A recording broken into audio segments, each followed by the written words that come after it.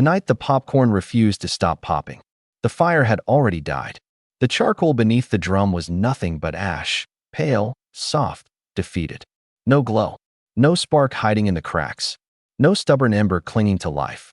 If you had placed your palm inside the stove, you would have felt only dust. And yet, something inside the metal pot was alive. It began with a single sound. Pop. Small. Isolated. Almost harmless. The kind of sound you ignore. The kind of sound you tell yourself has a reasonable explanation. Perhaps trapped heat. Perhaps pressure in the metal. Perhaps nothing at all. Then it came again. Pop. A little louder. A little sharper. The lid shifted, barely, but enough to disturb the silence. And the silence in that market was sacred. By midnight, the stalls slept. Wooden tables rested under torn tarpaulins. Spices no longer perfumed the air. Coins stopped changing hands. Voices stopped bargaining. Even the wind moved carefully there at night. But the pot did not sleep. Pop. Another kernel bloomed open in darkness. No flame kissed it. No hand stirred it. No oil carried its scent. Still it opened. Across the square, a stray dog lifted its head. Animals know what men dismiss. It did not bark immediately. It watched. Its ears angled forward. Its body went rigid. Then slowly, reluctantly, it began to howl. Not at the moon. Not at the sky. At the sweetness. Because something was wrong with it. Pop. Pop. Pop. The rhythm changed. It was no longer random. No longer scattered. It had timing now. Measured. Patient. Intentional. As though something inside the drum was breathing between bursts. Waiting. Listening. Feeding. The charcoal remained dead. The air remained cold. The stove remained empty of flame. But the popping grew steadier. And beneath the cracking kernels, if you stood close enough to feel the metal tremble, you might have heard another sound. Low. Faint. Almost like a heartbeat pressing through steel. Or perhaps, a drum. Not the kind played in celebration. Not the kind that calls villagers to dance. The older kind. The kind that remembers things. The kind that speaks when people forget to listen.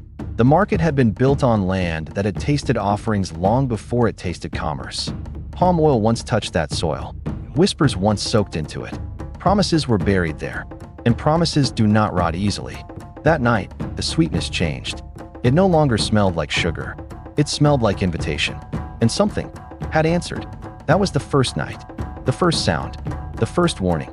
But no one was there to hear it. Except the dog. And the dark. And whatever had begun to feed on fire that no longer existed.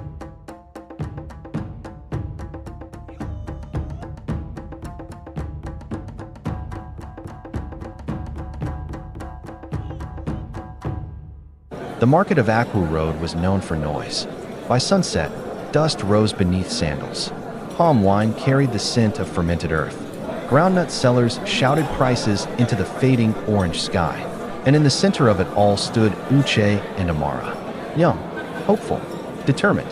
Their wooden cart was simple. A metal drum, a charcoal stove, yellow kernels in a woven bowl. But when Amara stirred sugar into melted butter and Yuzin shook the pot just right, the popcorn bloomed like small white flowers. Crisp, sweet, fresh. Children tugged at their mother's wrappers. Men lingered longer than necessary. Even elders who once dismissed street snacks began asking quietly, "Is it ready?" Uche would smile. The sweetest, the freshest, and for the first time in his life, poverty felt distant.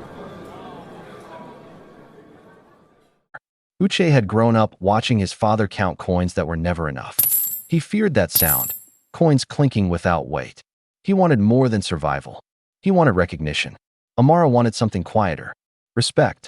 She feared invisibility, becoming another woman selling groundnuts beside a dusty road until her back curved like a question mark. When the opportunity came to rent that central stall space, Uche did not hesitate. He knew what had once stood there, but he did not say it.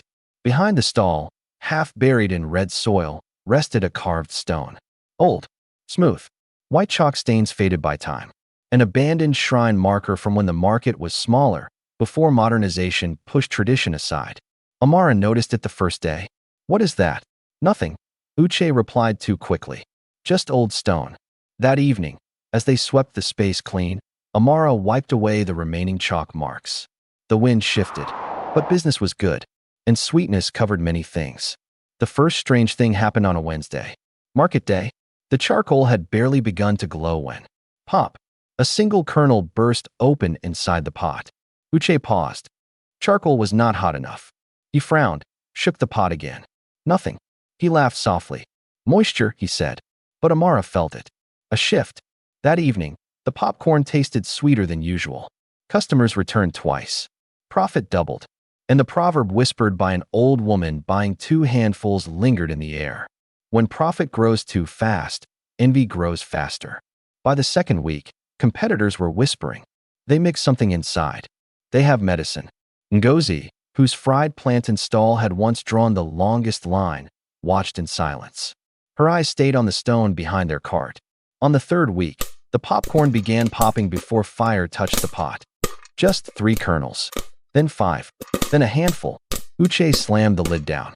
Amara's fingers trembled. That is not normal. He forced a smile. It is heat trapped in the metal. But that night, long after shutters closed and lanterns went dark, the popping returned. Without flame. Without charcoal. Pop. Pop. Pop. And no one was there to shake the pot. The market dogs refused to sleep near the stall. They circled it. Whined. Backed away. An elder passing by one evening stopped. He pointed at the half-buried stone. You should greet the ground before you profit from it. Uche stiffened. We pay our rent. The elder shook his head. Rent is not greeting. Amara said nothing. She had begun dreaming of drums. Low. Distant. Calling. Meanwhile, their fame spread beyond Aqua Road. People traveled from neighboring streets. Children sang. Sweetest. Freshest. But sweetness has weight. And envy ripens quietly. Ngozi approached them one afternoon. Smiling. You are blessed. Her eyes did not smile. That night, the pot vibrated so violently it slid off the table. Charcoal had not been lit. Amara screamed. Uche grabbed the handles, burning his palms though there was no flame. Inside, popcorn exploded upward, white against darkness.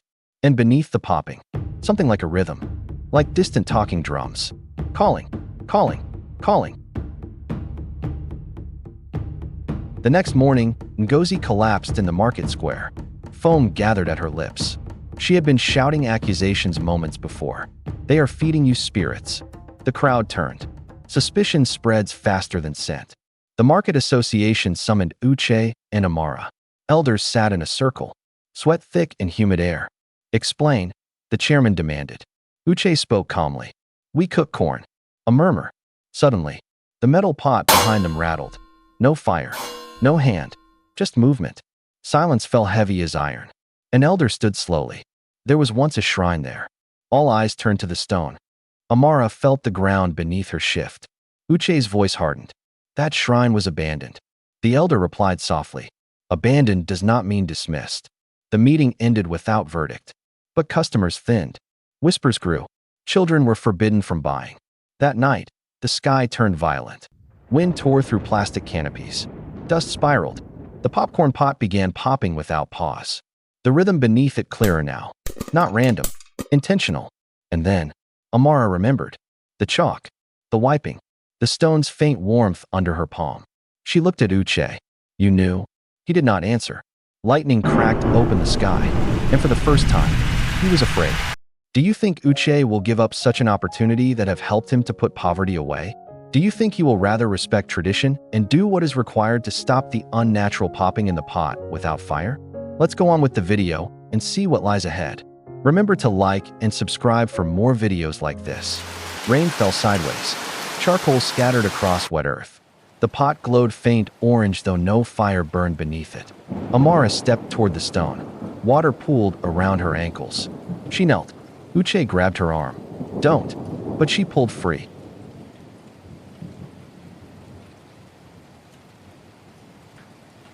In the old days, the shrine honored a minor market spirit. Not for wealth. For balance. Fair trade. Honest profit.